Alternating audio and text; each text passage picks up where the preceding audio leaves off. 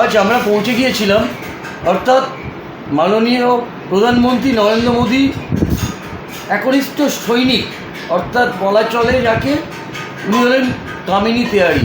অর্থাৎ কামিনী তেওয়ারিকে আজকে আমাদের সংবাদ মাধ্যম সরাসরি সামনে পেয়ে গেছিলেন এবং ওনাকে কিছু প্রশ্ন করা হচ্ছে সংবাদ মাধ্যমের তরফ থেকে। দিদি, প্রথমেই আপনাকে একটা প্রশ্ন করা হচ্ছে যে বিধানসভা ভোট থেকে যেখানে বিজেপি দল অর্থাৎ ভারতীয় জনতা পার্টি যেখানে এতটা পারফরমেন্স করেছিল, এতটা টপে চলে গেছিল, বিধানসভা ভোটের হারের ফলে কি হলো এমন যে আজকে এমপি থেকে সাধারণ কর্মীদেরকে আজকে বহিষ্কৃত হতে হচ্ছে? কি বলবেন, এর কারণটা কি? जिस प्रकार से बीजेपी की लहर विधानसभा में दिखाई दे रही थी और हम लोगों को पूर्ण विश्वास था कि पूर्ण रूप से हम लोगों को मतदान मिलेगा, जनता का जो हम लोगों के प्रति जागरूकता थी, जितनी ज़्यादा जागरूकता थी उस हिसाब से हम लोगों को वोटिंग नहीं करा पाए।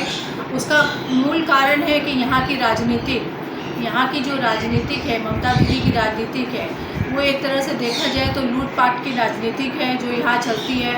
यहाँ की सरकार जो पूरी तरह से ममता दीदी के अधीन है, एक तरह से हम लोग कह सकते हैं टीएमसी के अधीन है। यहाँ गुंडागर्दी राज चलता है और जिस कारण से हम लोग चाह के जो मतलब बीजेपी एक चाहता था कि यहाँ पे बीजेपी सरकार बने और हम लोग उसके लिए पूर्ण तैयार थे, पूरी जनता तैयार थी, लेकिन लूट माट और मशीन के हेरा फेरी के कारण हम लोग यहाँ पे विधानसभा चुनाव में हार कर गए।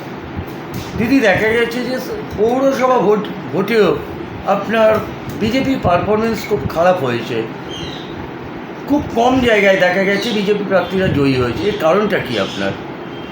ये हम लोग का बीजेपी का दुर्भाग्य है कि जनता की इतनी ज़्यादा हम लोगों की जागरूकता होते हुए भी और बीजेपी जीतने के एकदम कगार पे था, लेकिन हम लोगों की जनता का जो फैसला था वो नहीं आके बल्कि लूट माट होके पुलिस प्रशासन सब उसके संग में लूट माट किया और हम लोगों को जीती हुई जो हम लोगों को बीजेपी हम लोगों की जीता हुआ था वो हार गया। ये हम लोग के लिए बहुत ही दुर्भाग्यपूर्ण है। না, তার মানে কি আপনি বলতে চাইছেন আমাদের বক্তব্য হলো একটাই যে আপনাদের কোথাও খামতি রয়েছে, যেখানে মানুষকে বোঝানোর খামতি রয়েছে, যেখানে মানুষের কাছে পৌঁছতে পারেননি আপনারা, তো এমনি কোনো আপনাদের এ রয়েছে? नहीं, ऐसा हम लोगों का नहीं है, बल्कि यहाँ की जनता पूरी जागरूक है और मोदी जी जिस प्रकार से काम कर रहे हैं और अभी आप यूक्रेन का झमेला भी देख रहे हैं और जिस प्रकार से बीजेपी ने इंडिया को किस जगह पे पहुंचा दिया है कि जो एक हमारे मात्र फ्लैग से हमारे वहाँ की मतलब जो छात्रों को, स्टूडेंट को हम लोग निकाल के ला पा रहे हैं।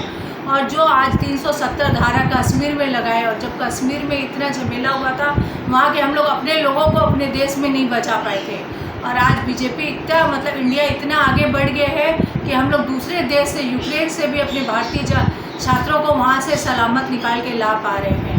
इसलिए बीजेपी कहीं पे भी पिछड़ा हुआ नहीं है, बीजेपी परिवार और बीजेपी आगे है, जनता उसके लिए बहुत जागरूक है और जनता की हम लोगों को फुल सपोर्ट मिल रहा है। लेकिन यहाँ की जो राजनीतिक है, खास करके बंगाल की राजनीति की बात करें तो यहाँ की जो राजनीतिक है बहुत ही खराब है। यहाँ लूट माट की राजनीतिक होती है, यहाँ हिंसा होती है, लोगों को डराया धमकाया जाता है। जिस हिसाब से देखते हुए यहाँ पे जो वोटिंग होनी चाहिए वो वोट नहीं करा पा रहे हैं। ये जयप्रकाश मजूमदार बीजेपी से टीएमसी में चले गए, उसका कुछ प्रभाव पड़ेगा क्या पार्टी में? देखिए, ये बीजेपी का खुद का निजी फैसला था, वो गए हैं, उनको नहीं जाना चाहिए था। इनको बहुत बड़ी यहाँ पे हम लोगों के बीजेपी परिवार में उनकी भूमिका थी, उनको बहुत ही मान इज्जत दिया जाता था। आज वो गए हैं तो उसका उनको हम लोगों के बीजेपी परिवार में उसका कोई भी खामियाजा नहीं भुगतना पड़ेगा, बल्कि उनको इस चीज़ का बहुत जल्दी आभास होगा कि उन्होंने बहुत ही गलत कार्य किया है। जो पार्टी के प्रति वफादार होना चाहिए उन्होंने वफादारी सिद्ध नहीं कर सका है। इसके लिए हम लोगों ने यही वो है कि उन्होंने जो किया बहुत गलत किया। देखिए, पहले देखा गया था तो बाबुल सुप्री एमपी वो भी चला गया टीएमसी में, इसका कारण क्या है? देखिए, बीजेपी बदलाव की राजनीति करती है। कोई जब भी आज अगर ये बदलाव नहीं होता तो एक चाय वाला कभी भी प्रधानमंत्री नहीं बन सकता था। यहाँ हर 3 साल में हर किसी को पोस्ट छोड़ना पड़ता है, हर बार चेंज होके नए मतलब हर किसी को मौका दिया जाता है। जब तक बाबुल सुप्रियो को भी लाने वाले हमारे मोदी जी थे, आज उनको सांसद में जगह मिली, जब तक वो हमारे यहाँ काम किए। जब उनको सांसद से हटा दिया गया तो उन्होंने मतलब उनको बदलाव की राजनीति समझ में नहीं आई और उन्होंने टीएमसी का दामन थामा। देखिए, भांगन शुरू हुआ था पहले से, जब से आपका राज्य नया सभापति आया सुकांत मजुमदार। देखा जाए कि एक एक एमपी, एक एक कर्मी सब छूट जाते हैं पार्टी से।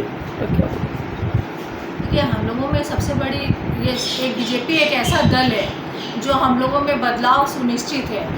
एक आदमी एक ही पोस्ट पे ज़्यादा दिन तक नहीं रह सकता है और उसको हर कुछ एक समय सीमा रहती है जिसके बाद चेंजिंग ज़रूरी होती है। और जैसे पहले दिलीप घोष जी थे, उनके बाद सुकांतो मजुमदार जी आए, हो सकता है थोड़े दिन बाद मतलब 3 साल 4 साल बाद तो दूसरे भी कोई भी जो जिला के हैं, जैसे जिला भी चेंज होता है, अपना राज्य भी चेंज होता है। ये सब हमारा ऊपरी मतलब सीनियर लोगों का ये फैसला होता है। सीनियर लोग जैसा हम लोगों को निर्देश देते हैं उस हिसाब से काम होता है।